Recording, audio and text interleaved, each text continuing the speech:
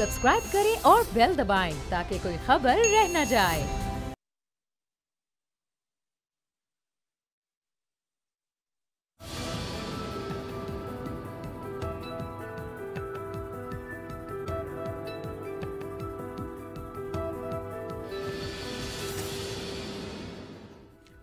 अस्सलाम वालेकुम व्यूअर्स, मैं हूं आपके साथ अमीर अब्बास और आप देख रहे हैं तब्दीली। नवाज शरीफ साहब आज काफ़ी दिनों के बाद जेल की चार दीवारी से बाहर निकले आज़ाद फ़ज़ा में, लेकिन बाहर क्या निकले, नवाज शरीफ साहब एक और मुकदमे का सामना करने को तैयार हैं और वो मुकदमा है Chaudhary sugar mills money laundering का, जिसमें आज उन्हें एहतसाब अदालत लाहौर में पेश किया गया। 14 रोज़ा उनका जिस्मानी रिमांड दिया गया है और उन्हें नैब लाहौर के दफ्तर में मुंतकिल कर दिया गया है। नैब लाहौर के दफ्तर में जो डे केयर सेंटर है, उस डे केयर सेंटर को नवाज शरीफ साहब की सब जेल करार दिया गया है। 25 अक्टूबर को नवाज शरीफ साहब को दोबारा पेश किया जाएगा। नैब प्रोसिक्यूटर ने आज अदालत को बताया कि नवाज शरीफ की फैमिली ने 1992 से 2016 तक चौधरी शुगर मिल्स में सरमायाकारी की थी। 1992 में नवाज शरीफ साहब ने अपने जाहिर शुदा असासों के अलावा सरमायाकारी की, यानी जो असासे मियां साहब ने डिक्लेयर किए थे उसके अलावा कुछ ऐसा पैसा था मियां साहब के पास जिससे उन्होंने चौधरी शुगर मिल्स में सरमायाकारी की। इसका मतलब है कि या तो वो पैसा ब्लैक मनी था या वो पैसा मियां साहब ने उस कंसील किया हुआ था, उस पैसे को छुपाया हुआ था। 1992 में 4.23 मिलियन शेयर्स नवाज शरीफ के पास थे, जिनकी मालियत 43 मिलियन थी। प्रोसिक्यूटर नैब ने कहा कि मैसर्स शेड्रॉन जर्सी आइलैंड लिमिटेड की तरफ से 1,55,20,000 अमरीकी डॉलर्स नवाज शरीफ के अकाउंट में मुंतकिल हुए। ये अमरीकी डॉलर्स बतौर कर्ज जाहिर किए गए। शेड्रॉन जर्सी के मालिक का ताहाल पता नहीं चल सका। नवाज शरीफ ने मरियम और यूसुफ अब्बास की मिली भगत से 2010 में 410 मिलियन शेयर्स गैर मुल्कियों के नाम मुंतकिल किए। वकील जो कि नवाज शरीफ साहब के अमजद परवेज एडवोकेट साहब, उन्होंने इस बात की आज तस्दीक की कि चौधरी शुगर मिल्स में नवाज शरीफ के अलावा तमाम बच्चे डायरेक्टर और हिस्सादार थे और ये मिल खुद नवाज शरीफ साहब ने कायम की थी। नवाज शरीफ साहब ने भी अदालत में अपने बयान में कहा कि जी नैब के तफ्तीशी अफसर जेल में मुझसे मिलने आए और मैंने उनके सवालों के जवाब दे दिए, लेकिन अब तो वो चूंकि नैब की कस्टडी में है और अब मियाँ साहब को नैब के साथ बराह रास्त सवाल और जवाब का सामना करना पड़ेगा। नवाज शरीफ साहब ने आज फिर वोट को इज्जत दो, वोट को इज्जत दो। आपको याद होगा पैनामा स्कैंडल के बाद मियां साहब के पास अपने ऊपर लगने वाले इल्जामात का एक ही जवाब था और वो था वोट को इज्जत दो। 2 साल के बाद आज फिर मियां साहब को वोट को इज्जत दो याद आया। दिखाएं सर।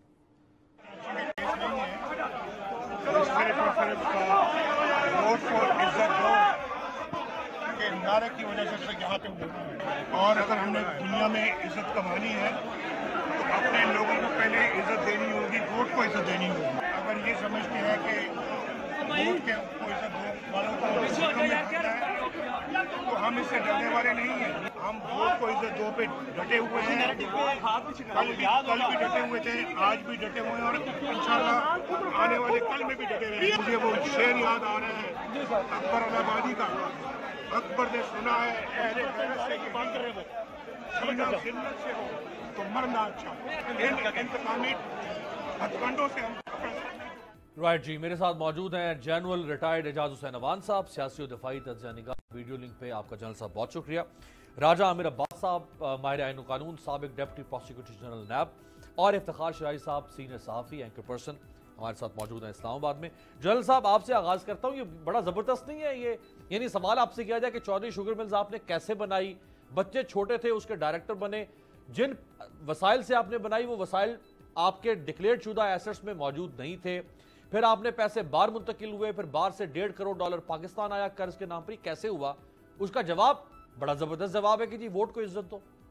अमीर अब्बास, ये तमाशा हम पिछले जब से पैनामा का केस सामने आया है उस वक्त से देखते आ रहे हैं, बल्कि इससे पहले भी हमारी प्रोसिक्यूशन और अदालती निज़ाम बहुत ही अजीब सा है कि यहाँ सवाल गंदम जवाब जो, और इस पर भी मुकदमा साल तक चलते रहते हैं।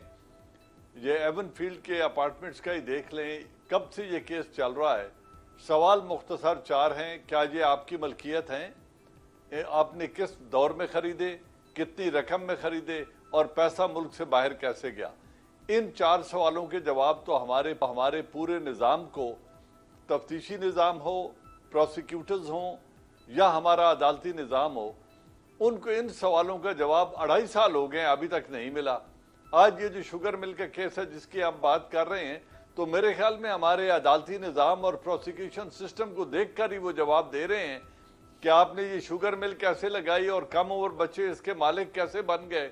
तो उन्होंने कहा वोट को इज्जत दो, हम कल भी डटे हुए थे, आइंदा भी डटे रहेंगे, क्योंकि उन्हें पता है इस मुल्क में निज़ाम ही कुछ ऐसा है जिसका खुद वो बनाने वाले हैं और वो रहे हैं। ना उन्होंने इन कवानीन में तब्दीली की, न इस निज़ाम को ही दुरुस्त किया, और अब इसी निज़ाम में की आड़ में वो इसका फ़ायदा उठा रहे हैं। तो it's a very sorry state कि हमारे मुल्क में बड़े से बड़े मुजरिम और बड़े से बड़े मुलजिम आइन के साथ और कानून के साथ खेलते खेलते साल बिता देते हैं, और अदालतें हमारी वो जवाब लेने में आज तक इनसे मजबूर हैं, माजूर हैं कि वो जवाब कैसे है, वो 4 सवालों का जवाब कौन देगा।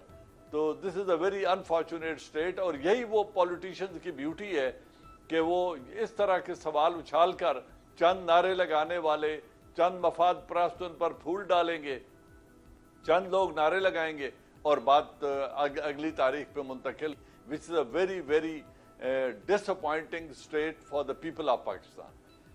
राइट जनरल साहब, 339 मिलियन कर्जा भी लिया था इसी चौधरी शुगर मिल्स के ऊपर मियां साहब ने 1997 से 1999 के दरमियान। तो अगर आप फाइनेंशियल इंस्टीट्यूशंस का इस्तेमाल कर रहे हैं पाकिस्तान के और आप कर्जा ले रहे हैं, तो फिर तो और आपसे पूछना पड़ेगा ना कि ये आपने ये सारा कुछ कैसे बनाई है। अमीर अब्बास, बिल्कुल ये फाइनेंशियल इंस्टीट्यूशन की सैंक्शनिंग अथॉरिटी कौन है? Government of Pakistan. और यही ये इंस्टीट्यूशन बनवाते हैं, इन्हीं को ये इस्तेमाल करते हैं। हमारे जितने लोन आज तक राइट ऑफ हुए हैं, या अभी जो एक बैंक का केस चल रहा है बड़ा मशहूर, उसी में आप देख लें कि अगर बैंक जो है सस्पिशियस ट्रांजैक्शन रिपोर्ट जो उनका फर्ज है इनिशिएट करना, उसको वो इनिशिएट नहीं करते, और एक गुमनाम शख्स के नाम 2.5 अरब रुपए जमा हो जाते हैं, और आज तक सारी पूरा अदालती निज़ाम, पूरी प्रोसिक्यूशन और हमारे जो लॉयर्स हैं वो सब ये तमाशा देख रहे हैं कि जी वो 2.5 अरब का शख्स मालिक ही नहीं है, वो किसके थे, कहाँ से आए, किसने लिए, कहाँ गए, और ये तमाशा बना हुआ है। और हर आदमी इसको इंतकाम का नाम दे के कौम को बेवकूफ़ बना रहा है। तो ये जो इंस्टीट्यूशंस बनाए जाते हैं ये मनी लॉन्ड्रिंग के लिए ही बनाए जाते हैं। हुकूमतें इन्हें इस्तेमाल करती हैं, ब्यूरोक्रेसी इनको असिस्ट करती है, और फिर हमारे वकला हजरात इनके तहफ़्फ़ुज़ के लिए बैठ जाते हैं। कितना बड़ा केस था मनी लॉन्ड्रिंग का, अयान अली का, जो शख्स तहकीकात कर रहा था उसको कत्ल कर दिया गया। बिल्कुल सही। और वो अयान अली, उसका दिफा करने वाले हमारे कितने बड़े सीनियर सेनेटर और वकील और गवर्नर साहब थे जो उनका दिफा कर रहे हैं। आज वो औरत बाहर बैठी अदलिया का मुंह चढ़ा रही है, और अदालतें मजबूरन भीख मांग रही हैं कि जी आप वापस आ जाएं क्योंकि हमने आपके खिलाफ केस चलाना है। तो इतनी बड़ी मौकरी जो है लॉ की, स्टेट इंस्टीट्यूशन की, and exploitation of political influence की, मेरे ख्याल में ये इसी मुल्क की तारीख है। शायद किसी मुहज़्ज़ब माशरे में ऐसा करना मुमकिन नहीं होगा। अच्छा, मैं ज़रा सबको ख़ासतौर पर व्यूअर्स को ये बताऊं कि जिस केस में आज मियां साहब का रिमांड लिया गया है नैब की जानिब से 14 रोज़ा, इसमें मरीम नवाज साहिबा भी शरीक मुलजिम के तौर पे एक तरह से हैं। और मरीम नवाज साहिबा से मुतल्लिक जो तफसीलात हैं वो ये कि वो मेजर शेयर होल्डर हैं चौधरी शुगर मिल्स में, और मरीम नवाज साहिबा को 1,24,14,55 शेयर्स मिले, यानी इतने शेयर्स की वो, यानी हिस्सेस की वो मालिका हैं। सईद सैफुल जबर बिन सऊदी की जानिब से मरीम नवाज साहिबा को 94 लाख शेयर्स यानी हिस्सेस मुंतकिल किए गए। शेख ज़काउद्दीन ने 20,17,100 शेयर्स मरीम नवाज को मुंतकिल किए, जबकि हानी अहमद जमजून ने भी कुछ शेयर्स मरीम नवाज साहिबा को मुंतकिल किए। राजा साहब, जवाब एक ही है, वोट को इज्जत दो। ये एक बिल्कुल आइडेंटिकल केस है। आपको हुदैबिया का केस याद होगा, एग्जैक्टली उसी लाइंस पे ये भी मनी लॉन्ड्रिंग का एक परफेक्ट केस है कि किस अंदाज में मनी लॉन्ड्रिंग इस मुल्क में शुरू हुई। हुदैबिया वाला केस, ये केस, और इस केस में मुझे लग रहा है कि उसके कुछ चैप्टर्स दोबारा आते हुए नज़र आ रहे हैं। और किस अंदाज में ये जो आपने फॉरेनर्स के नाम लिए, अरबियों के, शेखों के और 2 और कंपनीज हैं, किस कंसिडरेशन के तहत ये जो शेयर्स थे ये मरीम साहिबा को ट्रांसफ़र हो रहे। मरीम साहिबा से जब पूछा गया तो उन्होंने कहा मुझे याद नहीं है। अब 1 करोड़ अगर शेयर है तो मिनिमम अगर 10 रुपये भी एक शेयर की कीमत हो तो 10-15 करोड़ उस ज़माने में बहुत बड़ी रकम थी, लेकिन 10 रुपये शेयर नहीं होता। वैसे 1 करोड़ 24 लाख शेयर्स थे जी, तो मिनिमम जो उसकी हमारी स्टॉक एक्सचेंज में प्राइस होती है वो 10 रुपीज़। तो अब ये वो चीज़ें हैं कि अगर मरीम साहिबा को पता नहीं तो ऑब्वियसली कि वो उस वक़्त उस एज की नहीं थी या बिजनेस में नहीं थी, तो इनके वालिद साहब पब्लिक ऑफिस होल्डर थे, तो मरीम साहिबा की ये स्टेटमेंट कि मेरे इल्म में नहीं लीड्स टूवर्ड्स कि जी फिर वालिद साहब की ही ये इन्वेस्टमेंट थी, और अगर उनकी इन्वेस्टमेंट थी जो कि उन्होंने डिक्लेयर नहीं की थी और सोर्स ऑफ इनकम नहीं बताया था, तो दिस ऑल लीड्स कि वो जवाबदेह हैं इस कौम के सामने, इस मुल्क के अदालती निज़ाम मियाँ साहब के वकील ने, मियाँ साहब के वकील अमजद परवेज साहब ने आज कहा कि ये मिल मियाँ साहब ने कायम की थी, और जब ये कायम हुई थी तो उस वक्त बच्चे डायरेक्टर थे और हिस्सेदार थे। अगर वो बच्चे थे और वो डायरेक्टर बच्चे थे तो फिर ये 1 करोड़ 24 लाख शेयर्स मरियम नवाज साहब के बच्चे कहाँ से हासिल? देखिए, यही वो वजूहात है कि नैब के कानून को ये तब्दील करना चाहते हैं और कहते हैं कि जहाँ पे एसेट्स की केस आ जाए तो बर्डन चला जाए कि जनाब पहले प्रोसिक्यूशन साबित करे कि किस फलाने केस में हमने किकबैक ली। हम शुरू से ये बात सुनते आ रहे हैं कि जी मुझ पे 1 रुपए की करप्शन साबित नहीं हुई, मियाँ साहब पे कोई करप्शन साबित नहीं हुई। अब अगर आप करप्शन को सिर्फ ये देते हैं कि जैसे एक पुलिस वाला एक 50 रुपए का नोट रिश्वत लेते हुए पकड़ा जाता है, सिर्फ वही करप्शन है, और ये अरबों करोड़ों रुपए के शेयर्स आने, ये प्रॉपर्टीज बनानी, ये सफाई के साथ इसको अगर आप करप्शन नहीं कहते, इस पे तो एक बड़ी अजीब सी उन्होंने बात की जनाब। ये तो कंपनीज ऑर्डिनेंस का केस बनता हुआ नजर आता है कि कैसे हिस्से जो उनसे हैं वो ट्रांसफर होते हैं। नॉट एट ऑल, ये आपने तमाम चीज़ों का जवाब देना है। अब उनको रिमांड पे लिया गया है क्योंकि मरीम साहबा की शायद बेल भी इस केस में लगी हुई है, वो भी इसी में अरेस्ट हैं, जैसे कि आपने कहा कि मेन एक्यूज्ड वो हैं। अब मियाँ साहब का एक केस तो चल रहा है अजीज़िये वाला, जिसमें वो कोशिश कर रहे हैं, वो जज अरशद वाला के ज़मानत वगैरह, लेकिन इसमें अगर अब उनको 90 डेज़ के लिए रखा जा सकता है नैब की कस्टडी में, नैब उनसे तफ्तीश करेगी और जब ये 90 डेज़ पूरे होंगे तो उसके बाद कोई ये बेल वो जुडिशियल रिमांड पे इस केस में चले जाएंगे और फिर कोई यानी अगर अल-अज़ीज़िया में बेल मियां साहब को मिल जाए, इक्विट हो जाए, रीट्रायल की तरफ वो चला जाए कि जनाब इसका दोबारा से ट्रायल हो या री राइटिंग ऑफ जजमेंट हो, जो भी अगले 6 महीने तक तो आपने मियां साहब यहाँ पे वो अफराद जो बड़ी बातें करते हैं कि जी शायद इस मुल्क में कोई डील हो रही है, कोई डील हो रही है, तो उससे ये बात क्लियर है कि ये केस जो सा है अगले 6 माह 8 माह साल के लिए बेल की हद तक, और अब 14 को मरियम बीबी की बेल लगी है। अब हमने देखना है कि अगर जैसे वो प्रिंसिपल एक्यूज्ड हैं तो अगर मियाँ साहब को स्टेज पे अरेस्ट किया है, क्या उन्हें बेल मिलता है या नहीं मिलती, तो इट्स वो जो इसको कह रहे हैं। लेकिन एक बात मैं दोबारा कहूँगा कि नैब ये पहले दिन तो बड़ी चीज़ें नज़र आती हैं, उसके बाद अब इन रेफरेंसेस को तवालत ना करे, इसमें प्रॉपर एविडेंस, इसमें तो बड़े क्लियर एविडेंस हैं, डॉक्यूमेंटेड एविडेंस है, बैंक की ट्रांजैक्शंस हैं, कंपनीज का रिकॉर्ड है कि शेयर्स को आप डिनाई नहीं कर सकते कि ये आए हैं, स्टॉक एक्सचेंज में सब कुछ रिकॉर्डेड है। तो ये चीज़ें जब सामने आएंगी तो आई बिलीव कि इसी को सामने रखते हुए 28 जुलाई को जो उन्होंने अपना बयानिया दिया था कि वोट को इज्जत दो, और हम देख रहे हैं कि वो जो इन्होंने कहा था कि अब मैं नजरियाती हो गया हूँ, आज भी नज़रिए की बात की, और वही साथी महमूद खान अचकज़ई देख लें, आप देख लें, उधर से ANP आ रही है, इधर से मौलाना साहब हैं, तो ये वही एलिमेंट्स हैं कि जो दोबारा आज आप कुछ अनटूवर्ड्स इंसिडेंट हुए, अजीब व गरीब नाराबाजी हुई जब इनको लाया गया, और वहाँ पे इस मुल्क के अदारों के खिलाफ वो जरा मैं आगे जाके जनरल साहब से नाराबाजी हुई, तो हम देख रहे हैं कि ये उसी ट्रेंड को, उसी चीज को लेकर आगे बढ़े हैं। शुराई साहब जी, शुराई साहब, जनरल साहब ने कहा कि सवाल गंदुम जवाब जौ या जवाब चना, यानी मियाँ साहब जो मॉडर्न जो डेमोक्रेसी है वो इतनी इवॉल्व हो गई है कि अब इस डेमोक्रेसी में मिनट टू मिनट अकाउंटेबिलिटी का कॉन्सेप्ट आ चुका है। यानी ये जो लम्हा गुजरा है, इस लम्हे के बारे में भी हम अपने हुक्मरानों से पूछ सकते हैं, मौजूदा हुक्मरानों से या माजी के हुक्मरानों से, कि आपने क्या किया। मियाँ साहब कहते हैं कि पिछले 30-40 सालों का मुझसे कोई हिसाब न मांगा जाए, सिर्फ वोट को इज्जत दें। मैं तो हैरान इस बात पे हूँ कि वो सियासी जमातें कि जो 31 अक्टूबर को इस्लामाबाद आ रही हैं, और उसके पीछे जो बुनियादी लॉजिक है अमीर, वो ये है कि ये हुकूमत परफॉर्म नहीं कर सकी, गोया के सड़कों पे आके इसकी अकाउंटेबिलिटी करना चाह रहे हैं। यही एक चार्जशीट है इस गवर्नमेंट के खिलाफ कि शायद वो परफॉर्म नहीं कर सकी, लिहाजा इनको घर जाना चाहिए। तो जो मौजूदा हुकूमत से अकाउंटेबिलिटी का तकाजा कर रहे हैं और उनको घर भेजना चाहते हैं इस स्ट्रीट प्रोटेस्ट के ज़रिए, वो ख़ुद अपने 3 टर्म्स का हिसाब देने के लिए हरगिज़ तैयार नहीं है। और वो प्राइम मिनिस्टर साबिक के जो फ्लोर ऑफ द हाउस ये क्लेम कर चुका है कि एक एक पाई का हिसाब उनके पास मौजूद है और जब उनसे पूछा जाएगा तो पेश भी कर देंगे। और मेरा ख्याल में पनामा केस से लेके अब तक उनसे बार बार यही सवाल किए जाते हैं और उनसे पूछा जाता है कि आपके जो ज़राए आमदन थे वो क्या थे और आपने जो असासे बनाए वो कैसे बनाए। और बड़ा सादा सा सवाल है, आपने उनका कोई जवाब नहीं दिया। जब आपको सज़ा हुई तो आप ये फरमाते हैं कि जी केस था पनामा का, आपको अकामा में घर भेजा गया। वो भी तो मेरे ख्याल में ठीक भेजा गया, क्योंकि आप एक चीफ एग्जीक्यूटिव की आप सीट को ऑक्यूपाई करके बैठे थे और 1 साल ऊपर हो गया था और आप एक अकामा भी अपने पास रखते थे और आपने अपने किसी भी स्टेटमेंट के अंदर उसका जिक्र तक नहीं किया। तो मेरा ख्याल में वो भी जो आपको सज़ा दी गई है बड़ी मेरिट पे दी गई है।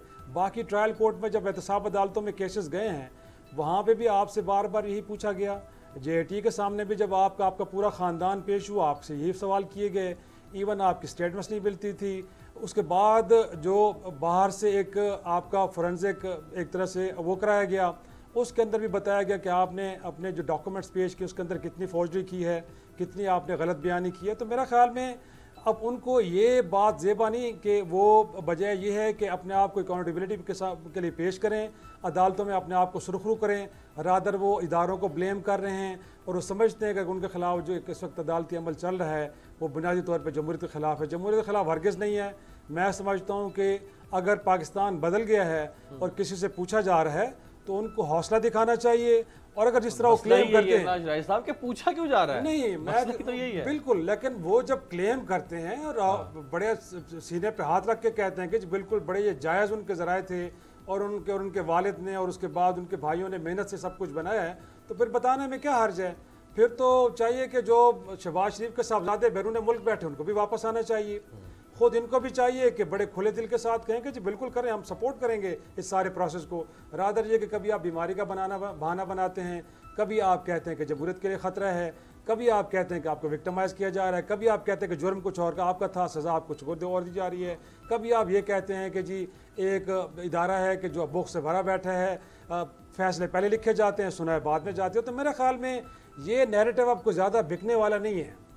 और जो बात आपने की है कि आप सब नज़रियाती हो गए हैं, आपका नज़रियातीपन तो ये है कि आपका सगा भाई भी आपके साथ अमीर अब्बास नहीं खड़ा नहीं हो रहा। कल आपके सामने थी, कल की जो सबसे बड़ी जो खबर थी वो यही थी कि माजी में मैं अपने भाई को समझाता रहा हूँ और टकराव और तसादम की तरफ नहीं जाना चाहिए। बड़े भाई को छोटे भाई को खत लिख के बताना पड़ रहा है, यानी डॉक्यूमेंट हो जाए कि मैंने क्या नसीहत की तो है। मेरा नहीं ख्याल, मिसट्रस्ट ये हो चुका बिल्कुल। तो आपका नजरियातीपन, आपके सगे भाई पहले उनको कन्विंस करें कि आप नजरियाती हो गए और आपके साथ खड़े हों। वो भी समझते हैं कि इस वक्त जो कंट्री की सिचुएशन है और फिर आपकी जो लड़ाई के पीछे लॉजिक इतनी स्ट्रांग नहीं है। गोया कि आपको कोई पर्सनल इशू तो हो सकता है, बट आप ना तो इस 22 करोड़ आवाम के लिए लड़ रहे हैं और ना ही पाकिस्तान के लिए लड़ रहे हैं। जनरल साहब, आज जिस वक्त कोर्ट रूम के अंदर हमारे जो वकला हैं वो पाक फौज को गालियां दे रहे थे और इंतहाई नाजेबा अल्फाज में नहीं हम वो सुनवा नहीं सकते, एंड उसी वक्त ISPR ने खबर दी कि 3 मेजर्स को, हाजिर सर्विस मेजर्स को बरतरफ कर दिया गया है नौकरी से और उनमें से 2 को रिगरस पनिशमेंट यानी कैद बामुशक्कत की सजा सुनाई गई है। एक तरफ जिनको गालियां दी जा रही थी वो अपना एहतसाब कर रहा है वो इदारा, और मेजर जो कि आप बेहतर समझते हैं कि जो आपकी पूरी हायरार्की है और गैनोग्राम है उसमें एक इंपॉर्टेंट उसकी पोजीशन है, और 3 मेजर्स को जो है वो बरतरफ किया गया है और आज उन्हीं को नवाज शरीफ साहब की मोहब्बत में गालियां दी जा रही थी। अमीर अब्बास, देखें, मैं तो 37 ईयर्स मैंने यूनिफॉर्म पहनी है, मुझे तो इनसाइड आउट पता है कि हमारा कितना स्ट्रांग एहतसाब का निज़ाम है जिससे ना कोई जनरल महफूज है 3 स्टार से लेके और नीचे अफसर सेकंड लेफ्टिनेंट तक और सिपाही से लेके सूबेदार मेजर तक, हर तबके का, हर रैंक का, हर स्टेटस के शख्स का हर हाल में हमने एहतसाब होते देखा है, सजाएं मिलती हैं। और अगर आप ये देखें कि किस जुर्म पर सजा मिलती है तो आप अपना सर पकड़ के बैठ जाएंगे। एक सिपाही जो छुट्टी जाता है या एक आदमी जो छुट्टी जाता है, हमारी शाम को एक होती है रोल कॉल, हम उसे कहते हैं। शाम सनसेट के वक्त फौज की हाजिरी लगाई जाती है कि जिन लोगों ने हाजिर होना था क्या वो अपनी ड्यूटी पर मौजूद हैं। अब जो शख्स छुट्टी से वापस आ रहा था उससे ये एक्सपेक्ट किया जाता कि शाम 6 बजे वो उस रोल कॉल में होगा। अगर वो उसमें गैर हाजिर है तो उसको गैर हाजिर तस्वर करके अगले दिन 28 दिन कैद बा मुशक्कत दी जाती है, या उसे बाज़ औक़ात 1 साल जेल और डिसमिसल फ्रॉम सर्विस दे दी जाती है कि आपने हाजिर होना था और आप नहीं हुए। भले उसकी रात में बस खराब हो गई हो, भले वो किसी मजबूरी की वजह से सफर न कर सका हो। जिस अदारे में इतनी सख्त अकाउंटेबिलिटी है, और अभी आपने खुद देखा कि लेफ्टिनेंट जनरल रैंक जो नेक्स्ट टू चीफ होता है उनको जेल हुई है, मेजर जनरल रैंक के लोग कोर्ट मार्शल हुए हैं, अपने घरों में गए हैं, उन्होंने जेल काटी है, 12 और 14 साल उन्हें सजा हुई है। ब्रिगेडियर को सजाए मौत हुई है, यकीनन रिजवान को। तो बात यह है, इससे पहले भी होती रही है सजाए मौत। तो उस अदारे को गाली देना, मैं तो समझूंगा कि मेरा अदारा जरूरत से ज्यादा नरमी कर रहा है उन मुशगाफ लोगों के साथ जो अपनी जबान दराजी कर रहे हैं और अदारे को डिस्क्रेडिट करने के लिए एक मुजरिम के साथ खड़े होके, जो मनी लॉन्ड्रर है, जो यूजरपर है पार का, जिसने स्टेट इंस्टीट्यूशंस को इस्तेमाल किया है अपनी जाती करप्शन के लिए, स्टेट के एसेट्स को प्लंडर किया है, मुल्क से मनी लॉन्ड्रिंग करके जायदादें बाहर बनाई हैं। आज उनके बच्चे मुल्क से बाहर बैठे हैं और अदालतें यहां उनको मफरूर डिक्लेयर करके यहां तमाशा लगा के बैठी हुई हैं। तो कहना यह है कि उन लोगों ने अगर अदारों को गालियां देनी है तो इनको पकड़ना चाहिए, जो ये लोग गालियां दे रहे हैं, और इनको पकड़ के कानूनी कार्रवाई इनके साथ करनी चाहिए। वो अदारा जो मैदान जंग में है, इस वक्त हालत जंग में है, उसके अफराद को जो रोजाना अपनी जानों की कुर्बानी दे रहे हैं, उनको एक टटपुंजिया खड़े होकर गालियां देनी शुरू कर दे। ये जो 7 मफाद परस्तों का टोला है जो ये गालियां दे रहे हैं, इनकी जबानें खींचनी चाहिए और इनको पकड़ के इनका एहतसाब करना चाहिए। मुझे नहीं समझ आती ये नरमी अदारा क्यों कर रहे हैं। राजा आमिर अब्बास साहब, 3 मेजर्स को यक जुम्बिश कलम उनको सजा, कभी हमने नहीं देखा कि 3 जजों को इस मुल्क में जजों का एहतसाब हुआ, इकट्ठे 3 जज, 3 ताकतवर ब्यूरोक्रेट्स को इकट्ठा उनको सजा दी गई हो, कभी 3 पुलिस ऑफिसर्स को सजा दी गई हो। तो ये जो अकाउंटेबिलिटी का सिस्टम है, वो फौज हो या कोई सिविलियन इदारा हो, अकाउंटेबिलिटी के बगैर तो रियासत अपने पाँव पे खड़ी नहीं रह सकती है। तो अगर एक इदारे में अकाउंटेबिलिटी का सिस्टम है और सिविलियन इदारों में होना चाहिए जो कि नहीं है, तो इसमें फौज को गाली देने का मकसद क्या है? देखिए, बात अगर हम थोड़ी सी डेप्थ में देखें ना, तो बात ये अकाउंटेबिलिटी की वजह से फौज को गाली देना, ये तो एक इसका चैप्टर है। दूसरा चैप्टर ये है कि इस मुल्क में बात वही आएगी कि जो शुरू है कि हम जिस हालत जंग में हैं, जैसे जनरल साहब ने कहा, ये हालत जंग हम अगर LOC पे है तो हमारे अंदर जिसको हम कहते हैं कि 5th जनरेशन वॉरफेयर की सूरत में आ रही है, ये वही ग्रुप्स हैं, वही कभी ये इंसर्जेंसी की तरफ चले जाते हैं, कभी ऐसी पॉलिटिकल पार्टीज़ में लोगों को डेवलप किया जाता है कि वो अपने मुल्क के अदारों को कमज़ोर करते हैं। जब आपके मुल्क के अदारे और आपका मुल्क का सिस्टम जो सा है अदलिया का या अकाउंटेबिलिटी का, वो वीक हो जाएगा, या मईशत का या इकॉनमी का, तो ऑटोमेटिकली उस मुल्क की जड़ें जो सी हैं खोखली होनी शुरू हो जाएंगी। तो ये वही एलिमेंट्स हैं, हमने देखना है कि क्या ये वाकई ही वकला थे या ये वर्दी पहन के कुछ ऐसे एलिमेंट्स जिनका हमें खदशा है। ये जो इस्लामाबाद का धरना है, ये जो चीज़ें हो रही हैं, इसमें बहुत से ऐसे लोग हैं जिसमें इंडिया भी इन्वॉल्व है, रॉ भी है, NDS भी है, और वो एलिमेंट जो उनसे है दैट इज़ वेरी सीरियस। और इस चीज़ को जो हमारी एजेंसीज हैं उनको चाहिए कि वो देखें कि ये जैसे जनरल साहब ने कहा कि करार वाकई आप इस चीज को डिग आउट करें वीडियो में वो चेहरे नजर आ रहे हैं, ये कौन से एलिमेंट्स हैं। अगर उन्हें इतने आसानी से छोड़ दिया जाता है या इस चीज की तफ्तीश नहीं होती, और जो एक बात आपने की जो अकाउंटेबिलिटी आर्मी में या फौज में हो रही है, दिस शोज के इस मुल्क में जो अकाउंटेबिलिटी है क्रॉस द बोर्ड मौजूद है। ये जो कहा जाता है ना कि आप वहां से भी शुरू करें, वो मौजूद है। और अब ये अदलिया पे भी मुनस्सर है वो अपने अदारे के अंदर अपने जजेस के केसेस हैं। एक ब्रेक अगर ब्रेक से वापस शरीफ साहब ने आज तायद कर दिया मौलाना फजल रहमान साहब की, बल्कि उन्होंने कहा जो उनका मौक़िफ़ है वही मेरा मौक़िफ़ है।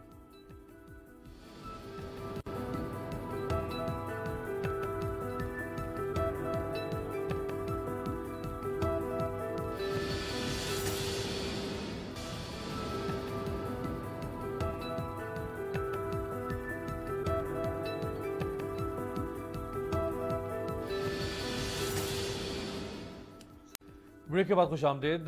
जेल में बैठा हुआ नवाज शरीफ पाकिस्तान की सियासत के बारे में क्या सोच रहा था?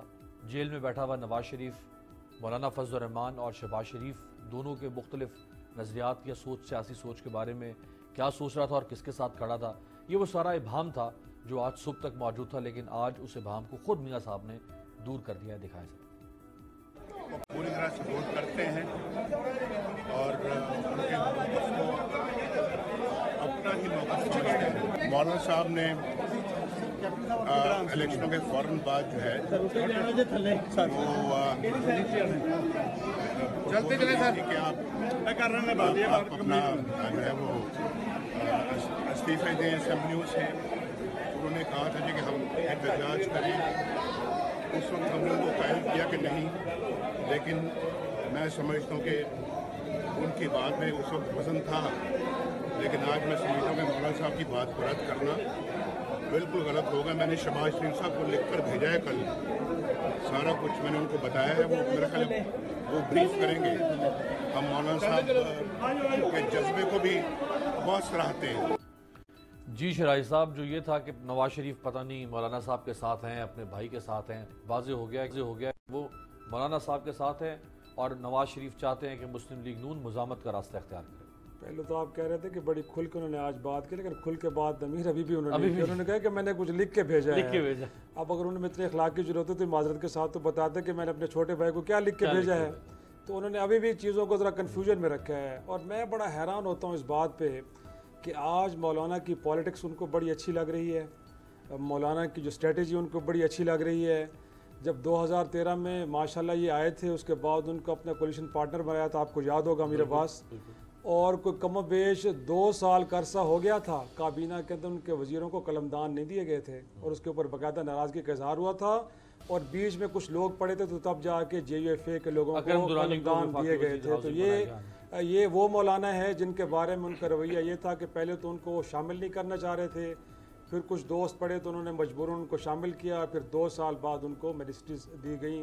आज उनको लग रहा है कि मौलाना की जो सियासत है बड़ी ज़बरदस्त है, वो पाकिस्तान के बायस को अवाम को मसाइल से निकालने के लिए बड़ी बेहतर अंदाज में आगे बढ़ रही है। तो मैं समझता हूँ कि इस वक्त क्योंकि वो ख़ुद हारे हुए हैं, उनके हाथ में कुछ नहीं है, वो जेल में बैठे हैं और उनको लगता है कि उनको विक्टिमाइज़ किया गया, लिहाजा इसका बदला लेना चाहिए और वो बदला लेना चाहते हैं। ये अवाम की बात नहीं कर रहे मेरे पास।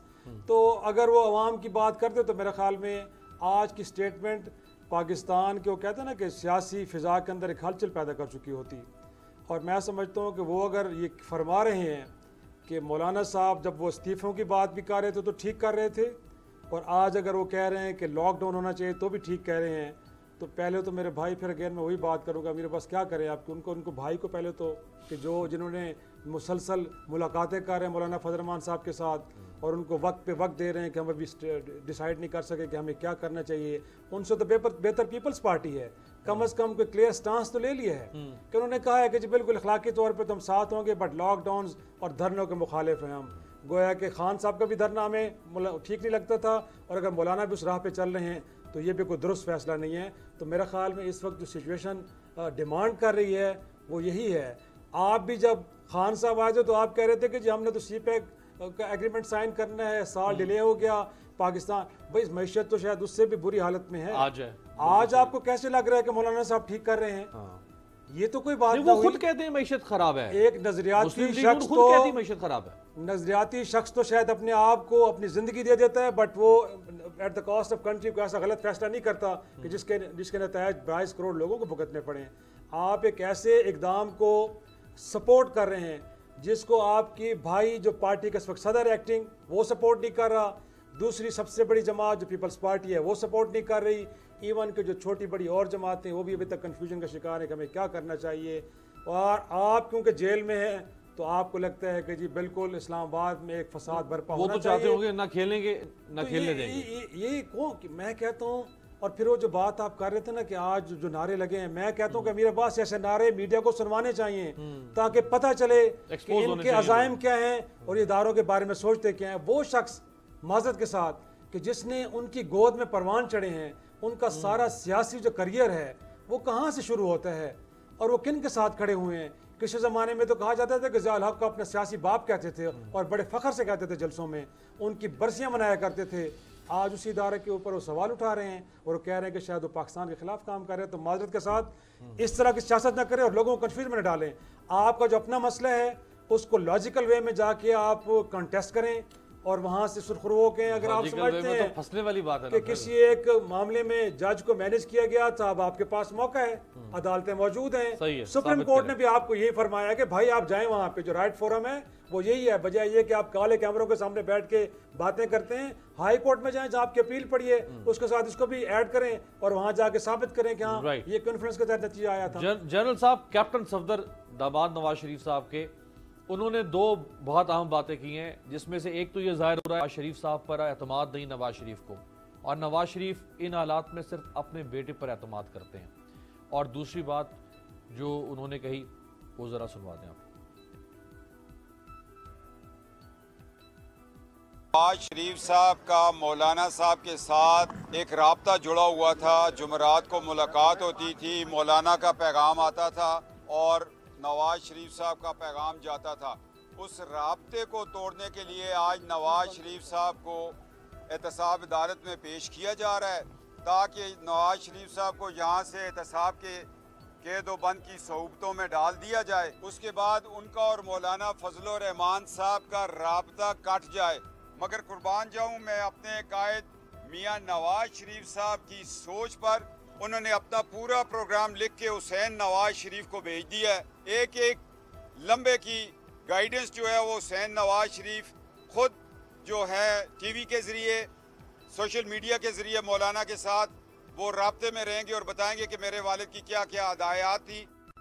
जनरल साहब, ऐसे दोस्त अगर हों नवाज शरीफ साहब के तो उन्हें दुश्मनों की क्या ज़रूरत है। उन्होंने सारी कहानी खोल दी कि हर जुमेरात को दरअसल जो मुलाकातें होती हैं वो साजिश और हुकूमत को डिस्टेबलाइज करने के लिए मुलाकातें होती थी, और अब वो मुलाकातें नहीं हो सकेंगी। और शहबाज शरीफ पर भाई पे एतमाद नहीं है नवाज शरीफ को, वो अपने बेटे के जरिए से अब सारी जो कम्युनिकेशन है लोगों से करना चाहते हैं। अमीर अब्बास इसको अगर कुछ अरसा और बोलने दें तो ये और भी बहुत कुछ बता देगा बगैर किसी तफ्तीश के। इसको जरा बोलने की आज़ादी दे दें। तो दूसरी बात यह है कि इसके पीछे एक बड़ी सोच है। ये जो इंग्लैंड में उन्होंने अपने बेटे को बताया है ना, वहाँ के जो ब्रिटिश नंबर यूज़ करते हैं, यूके के नंबर यूज़ करते हैं और उनसे व्हाट्सएप कॉल्स करते हैं मौलाना को, और उनके साथ वो राब्ते में आते हैं। तो ये फॉरेन नंबर जब यूज़ करें तो उनको ज़रा ट्रैक करने में डिफ़िकल्टी आती है, उनकी इंफॉर्मेशन को ऑब्स्ट्रक्ट करना, ट्रैक करना और उसको रिकॉर्ड करना। तो वो उस टैक्टिक्स को यूज़ कर रहे हैं। ये नहीं कि उन्हें शहबाज शरीफ और उनको, मैं देखो ये एक ही थाली के चटे बटे हैं, दोनों सगे भाई हैं, दोनों ने प्लंडर में एक ने भी मुल्क के साथ कोई नरमी नहीं की। एक का दामाद भागा हुआ है, बेटा भागा हुआ है, और दूसरा बेटा अंडर इंटेरोगेशन है। इनके भी बिलियन की टीटीज और वो निकल रही हैं। तो जब मुल्क को लूटना हो तो दोनों हमने आला और हम पे आला हैं, दोनों भाई हैं, एक मेरा बड़ा लीडर है और एक उसका फॉलोअर है। और जब ये अभी वो कर ये रहे हैं कि वो अदारों को इस्तेमाल करके वो अपने लिए कोई सॉफ्ट कॉर्नर ढूंढना चाह रहे हैं कि एक भाई को रिलीफ मिले तो वो दूसरे के लिए कोई ना कोई रास्ता निकाल लेगा। इन दोनों को अंडर इन्वेस्टिगेशन रहना चाहिए। इनसे पहले जो मुल्क से लूटी हुई दौलत है उसके ट्रायल जो है वो उनको हतमी अंजाम तक पहुंचाना चाहिए। ये दोनों एक ही कुछ हैं। इनको अभी डर ये है, एक तो ये मौलाना की जो मदरसे की स्ट्रेंथ है उसको इस्तेमाल करना चाहते हैं, अपने आप को एक्सपोज नहीं करना चाहते। लाहौर में कितना बड़ा इनकलाब आया इन सब की गिरफ्तारी से। कौन लोग निकले हैं लाहौर में जहां इनके पास 12 सीटें हैं नेशनल असेंबली की। लोगों ने शुक्र किया है कि इनका एहतसाब शुरू हुआ है। दूसरा वो जो सिंध में अदी और जरदारी गिरफ्तार हैं, लोगों ने मिठाइयां तकसीम की हैं। न कराची लॉकडाउन हुआ है, न हैदराबाद, न नवाबशाह, न लड़काना। सब लोग शुक्र कर रहे हैं कि यार इनको एहतसाब करो और इनसे पैसा निकलवाओ, इन्होंने मुल्क को लूटा है। अब ये अगर कॉल दे दें और कोई मीनिंगफुल बार लोगों का उसमें रिस्पांस ना आए तो ये नंगे हो जाएंगे। तो ये वो खेल रहे हैं कि नहीं हम अभी सोच रहे हैं, हमने अभी मनसूबाबंदी नहीं बनाई, हम अभी कुछ डिले करना चाहते हैं।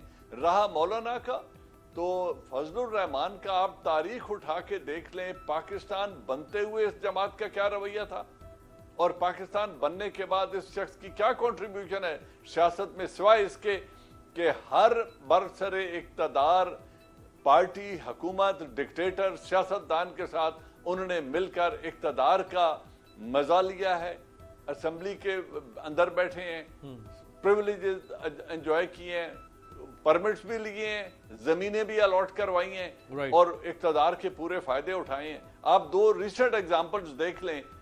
जिस दिन फाटा का मर्जर होने जा रहा था, उस दिन तो एक सेलिब्रेट करने वाला मौका था। इन्होंने कहा कौम ने इज्तिमाई खुदकुशी कर ली है और हम इसके नताइज के जिम्मेदार नहीं होंगे।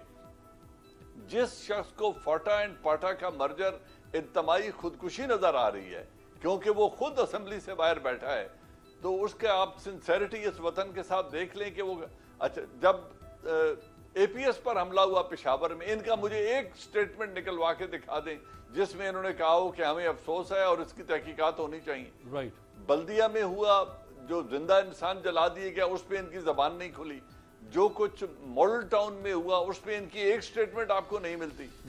तो ये शख्स जो है, इसका किरदार, सियासी कंट्रीब्यूशन सिर्फ इतनी है कि इक़्तिदार में आ जाना है, जहां पलड़े में इनके पास 6-7 वोट होते हैं वो डाल देने हैं और इक़्तिदार के मजे लूटने हैं। अब इस वक्त वो कर क्या रहे हैं, एक और बड़ी गौरतलब बात है और मैं चाहूंगा कि एजेंसीज इसको गौर से देखें। ये अफगान तालिबान को जिन्होंने यहाँ के कार्ड बनवाए हुए हैं, उनको आहिस्ता आहिस्ता पंजाब की तरफ मुंतकिल कर रहे हैं और एक इत्तला के मुताबिक अगले 10 दिनों में शायद 15 से 20 हजार आदमी इन मदरसों के अंदर आकर क्याम करेंगे और छोटे बच्चों को छुट्टियां दे दी जाएंगी ताकि वो घरों में चले जाएं और ये जो बालिग 18 ईयर्स एंड अबव के लोग हैं ये आकर उनमें बैठ जाएं, ताकि जब रास्ते बंद की जाएं तो पंजाब के अंदर से लोग निकल कर इन शहरों का रुख करना शुरू कर दें।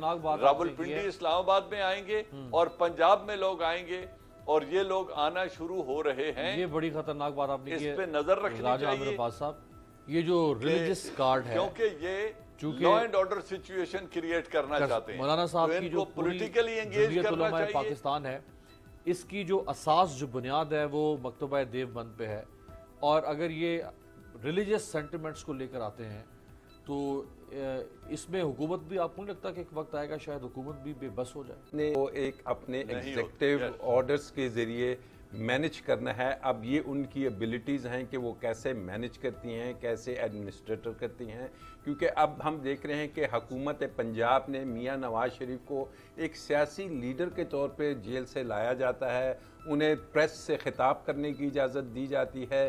क्या एक कन्विक्ट को और एक शख्स जिसको रिमांड पे लाया जा रहा है वो इस मुल्क की सियासत पे इस अंदाज में मीडिया से, जबकि उसको अदालत लाया जा रहा है, ऑडियंस की इजाज़त देनी चाहिए हुकूमत पंजाब को, ये उसको देखना चाहिए। आप 25 को दोबारा ला रहे हैं, वो बड़े क्लोज डेज होंगे, तो क्या आप उसको पॉलिटिकली ऐसा ये पंजाब पुलिस कर रही है कि वो लोगों में इश्ताल अंगेजी की बातें की जाएं? और नंबर 2, इस कौम को सोचना चाहिए कि आज जैसे नवाज शरीफ ने कहा कि अब जो वहाँ से लम्हा ब लम्हा जो कंट्रोल करेगा सियासी सिचुएशंस को वो एक गैर मुल्की, क्योंकि इसी हुसैन के बारे में इन्होंने कहा कि जनाब वो तो पाकिस्तानी नहीं है, पाकिस्तानी कवानीन उस पर लागू नहीं होते, पाकिस्तानी अदालतें लागू नहीं होती, लेकिन पाकिस्तान की सियासत, पाकिस्तान उसमें मदाखलत करने का हक उसको कंट्रोल करेगा, वहां से हदायत आएंगी हुसैन से। तो अब ऐसी सिचुएशन में इस कौम को भी समझना चाहिए कि ये किस रास्ते पे जा रहे हैं। और ये जो जनरल साहब ने बात की, यही बात मैंने आपसे शुरू में कही कि जनाब आप देखिए कि ये कौन लोग हैं, चाहे वो वकला की वर्दी में आ रहे हैं, चाहे वो किसी और परचम क्या उठा के एक रास्ते में आ रहे हैं, यकीनन ये वही रॉ और यकीनन एनडीएस और यकीनन वो बैरूनी कुव्वतें हैं जो इस मुल्क में इंतशार इसलिए पैदा करना चाह रही हैं कि जनाब जब आप देख रहे हैं कि आप जो फॉरेन एरिना है, इंटरनेशनल एरिना है, उसमें एक सक्सेस की तरफ बढ़ना शुरू किया पाकिस्तान ने, उसको सबोटाज करने के लिए ये एलिमेंट्स काम कर रहे हैं। सिर्फ एक बात करना चाहता हूँ। जी मैं अमीर अब्बास, अगर आप कुछ अरसा पहले का एक क्लिप निकालें जो साबका नेशनल सिक्योरिटी एडवाइजर थे इंडिया के, जब नवाज शरीफ को बरतरफ किया गया था इक़्तिदार से और उन्हें सजा हुई थी, तो उन्होंने कहा था हमारा आज बहुत नुकसान हुआ है, हमारी पॉलिटिकल इन्वेस्टमेंट है, पॉलिटिकल कैपिटल इन्वेस्ट हुआ है इस शख्स में। बिल्कुल। तो आज ये कश्मीर को उस तवज्जो हटाने के लिए और पाकिस्तान आर्मी और इंटेलिजेंस एजेंसीज को मजबूर कर रहे हैं कि आप मुल्क के अंदर देखें, कश्मीर को भूल जाएं, अफगानिस्तान को भूल जाएं और मुल्क के अंदर एक ऐसी सिचुएशन क्रिएट मीडिया से लेके पब्लिक तक तमाम लोग अंदर देखना शुरू कर, मीडिया से लेके पब्लिक तक कश्मीर को आज 69वां दिन है, कश्मीर लोग भूल रहे हैं। बिल्कुल, ये तो बड़ा, इसमें तो कोई शक नहीं है कि हमारी जो तरजीहात हैं वो क्या होनी चाहिए, लेकिन जो राजा आमिर अब्बास साहब ने बात की बड़ी गौर तलब है। अमीर अब्बास के क्या कन्विक्टेड शख्स को इतनी आज़ादी होनी चाहिए कि वो इस तरह के बयानात दे कि जिससे इश्तियाल अंगेज़ी फैले। मैं समझता हूँ कि हमारी रियासत, हमारी हुकूमत और हमारी अदालतों से तो बेहतर बरतानी की अदालत है, जिसने कम अज़ कम एक शख्स के बारे में कोई कम अज़ कम फैसला कर लिया है, बोलेगा नहीं है, फैसला कर ले कि इवन के सोशल मीडिया तक इस्तेमाल नहीं कर पाएगा वो, रात को घर से बाहर नहीं निकल मेरे ख्याल में हम जीपीएस लगा दिया। कम अज़ कम हमें देखना तो चाहिए कि दुनिया यार क्या कर रही है और हम बैठे हैं अभी तक कंफ्यूजन का शिकार हैं कि क्या करना चाहिए। हमें उन एग्जाम्पल्स को लेके तो यहाँ पे भी लोगों को इसी तरह ट्रीट करना चाहिए। रादर ये है कि आप उनको खुला छोड़ देते हैं, जिस तरह की स्टेटमेंट देना चाहें, जिस तरह वो कन्फ्यूजन क्रिएट करना चाहें, लोगों को इश्तियाल दिलाना चाहें, तो हमने उनको खुला छोड़ा हुआ है। जब तक ये चीज़ें नहीं करेंगे तो अमीर अब्बास फिर कश्मीर जैसा इंपॉर्टेंट इशू कहीं बैकग्राउंड में होगा और इस तरह की बहारत, फजूलियात और वो जो नॉन इश्यूज़ हैं वो प्रोमिनेंट होंगे, मीडिया की जरूरत बनते रहेंगे। तो मैं समझता हूँ कि रियासत को भी थोड़ा सा अपने आप को एड्रेस करना चाहिए और जो उसकी तरजीहात बन के उस अकॉर्डिंगली चलना चाहिए। बहुत इंपॉर्टेंट बात ये शाहिद साहब ने की कि रियासत को एक्सर्ट करना है अपनी पॉलिसी को, रीइंफोर्स करना है नेशनल इंटरेस्ट को। अगर नहीं होगा तो फिर अगर इस तरह लोगों के हाथ में, अगर हुजूम के हाथ में अगर कौमी मुफाद को दे दिया जाएगा तो फिर वही होगा जो हम पिछले 3 साल से देख रहे हैं, रियासती इदारों का तमस्खुर उड़ाया जा रहा है। बहुत शुक्रिया तीनों मेहमानों का, आपसे मुलाकात होगी पीर के रोज़।